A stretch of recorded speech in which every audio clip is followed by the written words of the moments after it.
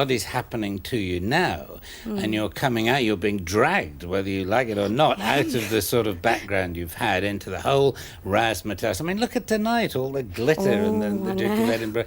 Are you going to enjoy that? Well, I'm apprehensive about it because I've never been in the situation before of a film premiere and I went to the Royal Film Performance of Table for Five, but that was different. I wasn't in it, you know. I went along and enjoyed it because I was just an audience member.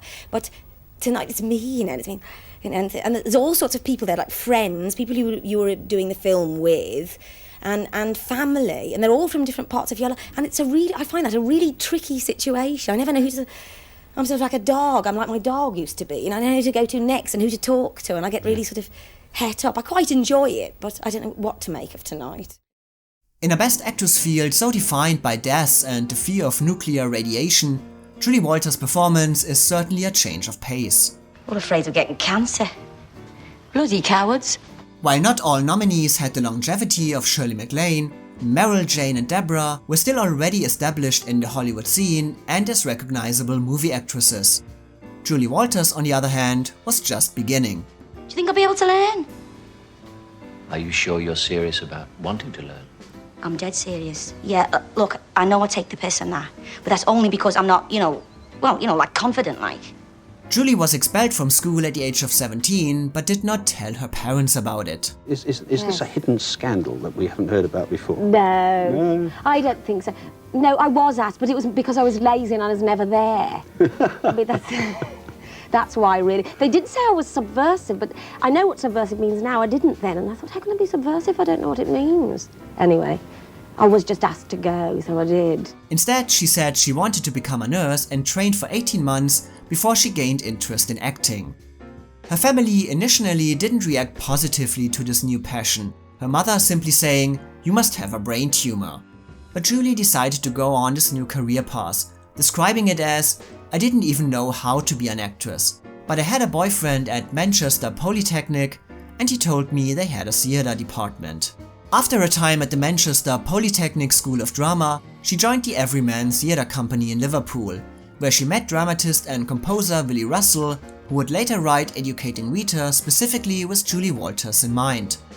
Prior to that, she worked regularly in London, on tour and on television, and gained first prominence for her work opposite comedian Victoria Wood, which also saw the birth of Mrs. Overall, which is still identified as one of her most prominent roles.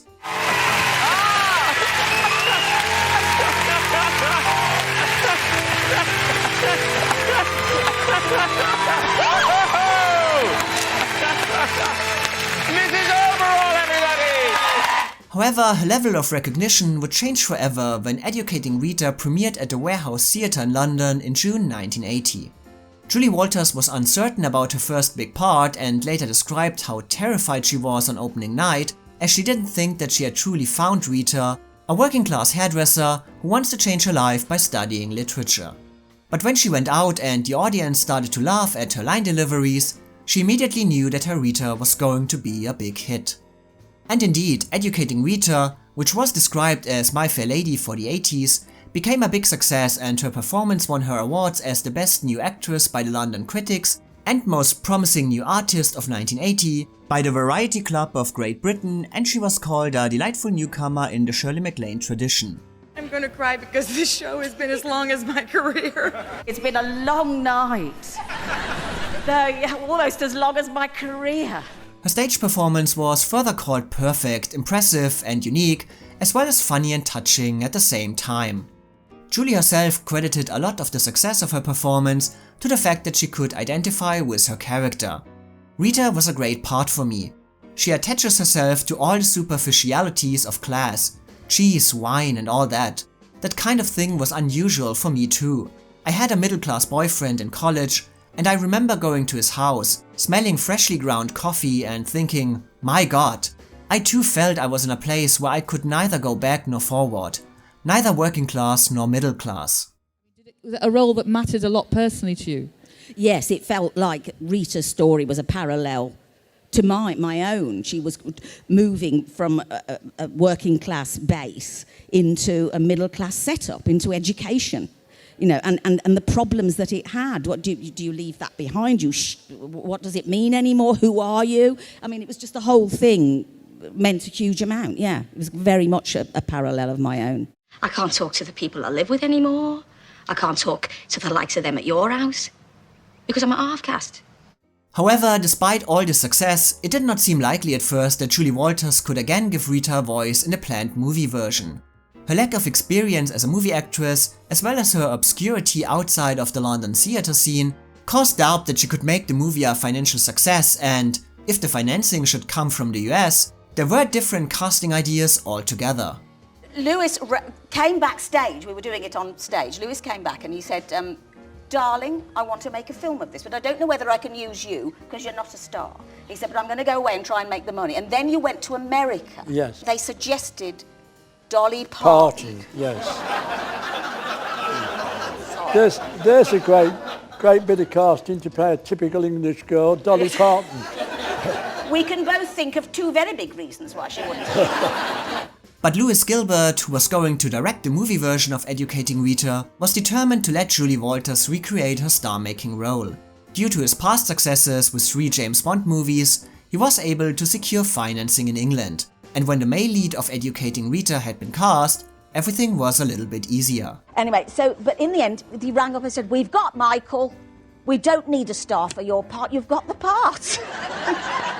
And when Educating Rita was released, it became clear that there was no need to worry and that a star was born. The movie itself got split reviews in the UK and the US. Starring Michael Caine and introducing Julie Walters as Rita. It was generally praised in the UK, where it also won a BAFTA for Best Movie, while American critics rather dismissed it, and it wasn't even nominated for a Comedy Globe despite winning 2 acting awards. But the love for Julie Walters and her work as Rita was equal on both sides of the Atlantic, and even if Michael Caine was praised for his work as well, she was generally seen as Educating Rita's saving grace and received overwhelmingly positive notes. For her warm and affectionate portrayal of a British working girl who longs for something more and finds it through the awakening of her own mind. Hers was called a marvelously upbeat performance, simply perfect, sharp, funny and high-spirited. She was praised for acting up a storm and monopolizing the screen so naturally that it's hard to believe that this is her motion picture debut, as she doesn't make a wrong move, and that her performance is a pure example of the power of an intriguing character to generate affection and enthusiasm for a film that is otherwise flawed. If she was a wife of mine, I'd drown her. I was a wife of yours, I'd drown myself. Hey, that was your father you insulted. Oh, sod off. Julie Walters was maybe handicapped by the lack of love for her movie overall and the fact that comedic performances generally have it harder in award season, but she did win a Golden Globe as well as a BAFTA, over Meryl Streep for Sophie's Choice, and charmed many people in Hollywood when she promoted the movie in the US. And an actress winning an Oscar for recreating her star-making stage role in her debut screen performance is not unheard of, but it was still unlikely against Shirley MacLaine. You make this movie, Educating Rita, Yeah. and you could get an Oscar for it. Who said that? But despite the acclaim, Hollywood itself was also unsure of what to do with her. It became clear that the very distinct character of Rita was closer to the real-life Julie Walters than maybe expected. It's absolutely extraordinary. I haven't got a speech prepared, except has anyone got a carrier bag? Because I'm not going... I'm not going on home on the tube with this, I tell you. Which then raised the question just how well she could be used in Hollywood productions, and even though a completely different kind of actress, some outlets compared her to the likes of Simone Signoret, Anouk Aimée, and even Ida Kaminska as European actresses who received Academy attention but were not suited in the long run for Hollywood productions. You're hardly in a position to pick and choose. I'm sorry. But this was just as well because the feeling was actually mutual. Julie Walters did enjoy the American success of Educating Rita, but still noticed soon that Hollywood was not for her. Did you ever wonder whether perhaps you were wrong not to take those Hollywood offers that came your way after your Oscar nomination for Educating Rita?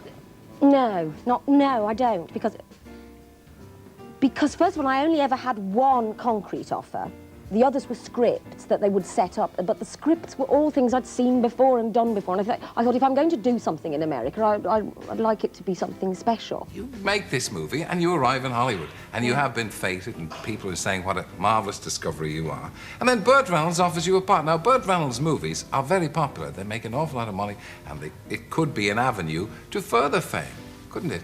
But you've turned it down. Yeah. Well, yeah. Well, yes, I did turn it down. And I didn't want it because... and part of me didn't want it because they offer you lots of money. You know, and a girl could have been, you know, set up for life, as they say. But the thing was, it was an action movie, do you know what I mean? Well, I could have got... Yeah, at the time of educating Rita, yes. I could have. But they didn't know what to do with me. You know, and they were just sending me sort of scripts that were like sort of 1970s comedy, you know, sort of romantic comedies that Glenda Jackson and George Segal had done very well 10 years earlier, do you know what I mean? Yes. But obviously this did not harm her career in any way, as she today stands firmly beside the likes of Maggie Smith or Judi Dench as actresses who are considered national treasures. She achieved a remarkable career on the screen and on the stage that brought her ongoing acclaim and even made her a dame in 2017. Today she might suffer from being mainly known as Mrs. Weasley or that actress from Mamma Mia to a younger generation of moviegoers, but her career shows a remarkable variety. And it all started with educating Rita. So let's take a closer look at this award-winning performance. Before discussing Julie Walters' work, it's necessary to take a quick look at the movie that surrounds her. Because they are so closely connected and intertwined, and many of the problems of educating Rita hold Julie Walters back various times. But even if they are connected and intertwined, both still achieve a different outcome. It's not easy. I get it wrong most of the time, I'm laughed at half of the time, but I love it because it makes me feel as though I'm in the land of the living. And all you try and do is put a rope around my neck and tie me to the ground. First of all, critics were certainly right when they compared Educating Rita to a Neil Simon play, as it is plagued by the same problems as many of his productions. Mainly the fact that the dialogue never feels authentic, but instead overly forced and unrealistic. It's like Trish, you know? I thought she was so cool and together. I got home last night. She tried to top herself. Yeah, magic, isn't it? Spends half her life eating health food and whole food to make her live longer, and the other half trying to kill herself. Furthermore, despite the change that Rita is going through, the script makes her a shockingly repetitive character. The first half of Educating Rita is basically the same scene over and over again, only with Rita in different moods. I want to discover myself first. I don't want to have a baby, not until I've discovered myself. Jesus, I'm busy enough finding myself, let alone finding anyone else. But don't you realise I want to change? You know, but I mean, if you want to change, you've got to do it from the inside. Well, that's why I've come back. And that's why I'm staying. So let's start work.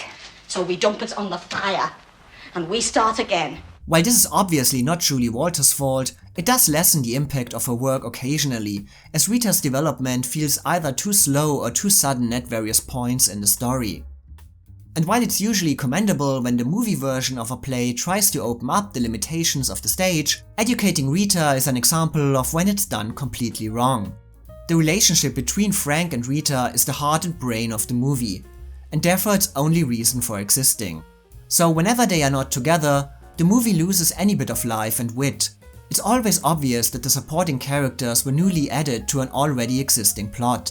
They all remain pale and uninteresting, and new dialogue and jokes are even more flat than in the pre-existing scenes. Is there any surprise that this will lead to this? You can't just bloody belt it, you know. Why not? It has to be taken down carefully.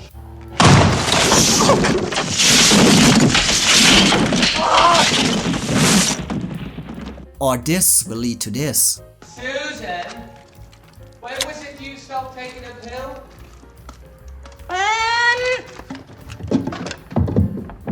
December! Additionally, various jokes of Julie Walters were also undermined by the movie version.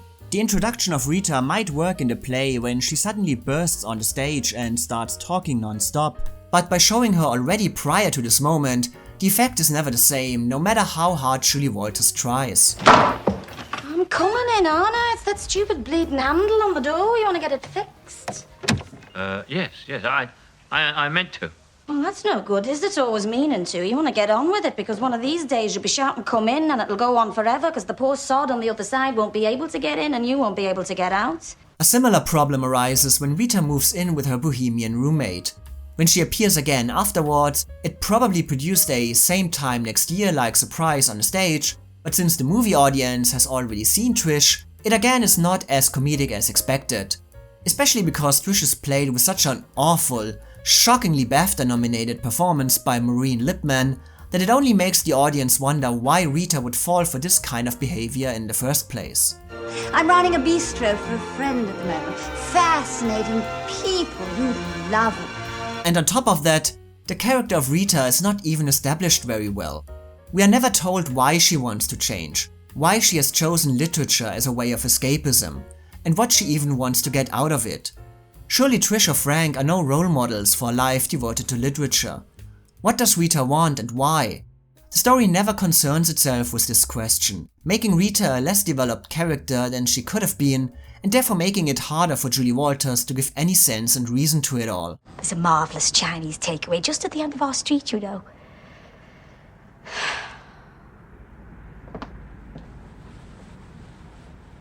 Have you seen Macbeth by William Shakespeare? Again, I don't want to blame Julie Walters for the movie's problems, but all of this seems to make it an almost lost cause, right? And I thought, just what the frig am I trying to do? Why don't I just pack it in, stay here and join in with the singing? Well, luckily not for Julie Walters. While Educating Rita itself barely makes an impact and even tries to hold its leading lady back, she comes out of the entire production pretty much unscratched, making Rita her own in such a thrilling and entertaining way that she can handle anything that the script throws at her without missing a beat or losing even the slightest bit of Rita's original personality. Yeah, we did it in summer school. You did Blake at summer school? Yeah. You weren't supposed to do Blake at summer school. No, I know, but we had this lecturer and he was a real Blake freak. Watching clips of other productions of Educating Rita, it immediately becomes clear that everything that makes her so unique in this movie version comes directly from Julie Walters. Her accent, her way of talking and walking, the way she can brighten up the screen with a smile, while also feeling completely natural and at ease in more dramatic moments. What's me, eh? Eh? Some stupid woman who gives us all a laugh because she thinks she can learn. Because she thinks that one day she'll be like the rest of them, talking seriously, confidently, with knowledge, living a civilised life. Of course, actually, she can't really be like that, but bring her along because she's good for a laugh. God, you see, Say it! Go on. Say it. in those terms, it's worthless. It shouldn't be, but it is. But in its own terms, it's wonderful. It's worthless, you said. And if it's worthless, you have got to tell me, because I want to write essays like those on there. I want to learn and pass exams like they do. The movie's heavy-handed dialogue and direction are a bigger challenge for Julie Walters than for Michael Caine, as it constantly reminds the viewer that Rita is different with a capital D, which can be too much for many actresses, but Julie Walters manages to balance her eccentric nature with a more believable approach, keeping Rita interesting enough to overcome the weakness of the story around her. I love walking around this room. Rita, don't you ever just come into a room and sit down? I don't want to sit down. I love that lawn down there. All the proper students. It's only the masses who don't understand. It's not their fault, but sometimes I hate them. I do to shock them sometimes. You know, like when I'm in the hairdressers where I work, I'll say something like, oh, I'm really fucked, dead loud, and it doesn't half cause a fuss. Yeah, but with educated people, they don't worry, do they? It's the aristocracy that swears more than anyone. Most of all, the biggest achievement of Julie Walters is that she makes Rita believable. We don't know her motives or her desires, but it all comes together beautifully in the work of Julie Walters, and what the script doesn't offer, she does. We sense that Rita has her reasons, maybe not understanding them completely yet, but her determination is real and we know that she will be fine in the end. Last night, Frank, I went to the theatre. My God, I thought it was something serious. It was. It was Shakespeare. I thought it was going to be dead boring, but it wasn't. It was electric. Horse and his wife, a cow. Julie Walters also feels completely at home and comfortable in front of the camera, never giving the impression of simply recreating a stage role.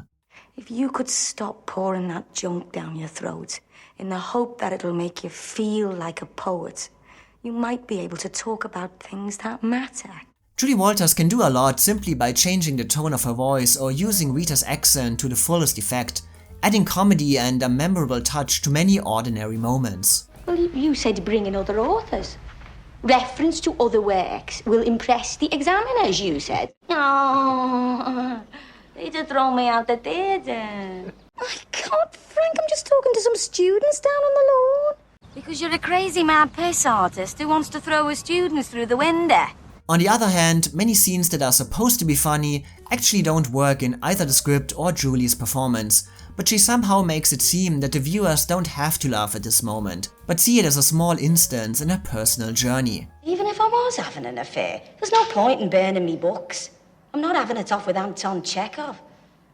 He said, oh yeah, I wouldn't put it past you to shack up with a foreigner.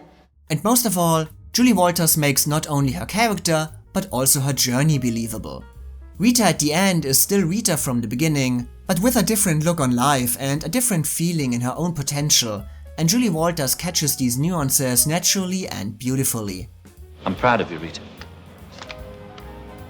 I'm proud of both of us. And what also needs to be applauded is the fact that Julie Walters and Michael Caine display one of the most believable friendships that can be seen on the screen. While there is the obviously forced romantic angle, their relationship is always defined by respect, curiosity, support, concern, and pride for one another. Julie Walters shows how Rita begins the movie by observing Frank, carefully listening to his opinions, and eventually outgrows him, but never stops loving him as a mentor and friend, while making it clear to herself, Frank, and the audience that a love affair between them could never work. I'll tell you what you can't bear, Mr. Self-Pity and Piss Artist. What you can't bear is that I'm educated now. I've got what you have, and you don't like it. I mean, good God, I don't need you. I had a choice. I did the exam. Because of what you'd given me, I had a choice. Anyway, that's what I wanted to come back and tell you. You're a good teacher. However, there are problems that even Julie Walters cannot overcome. First of all, while she has perfect understanding of Rita, her worries and thoughts during her scenes with Michael Caine, and is able to communicate almost all of them at the same time, she is surprisingly flat whenever he is not around. The newly added scenes feel too challenging for Julie Walters, focusing only on one aspect of Rita in these moments and making it clear that her stage experience shaped her work strongly. And she also has no chemistry with anyone besides Michael Caine, which might emphasize Rita's wish to find a new life, but makes you wonder how her life ended up the way it did in the first place. Furthermore, not even Julie Walters can make the second half of the movie work when the relationship between Rita and Frank begins to move apart.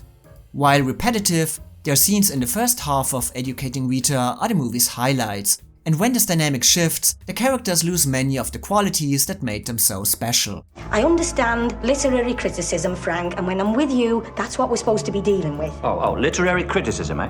Still, it's a joyful and thought-out performance that might not overcome all challenges of the role, but still most of them.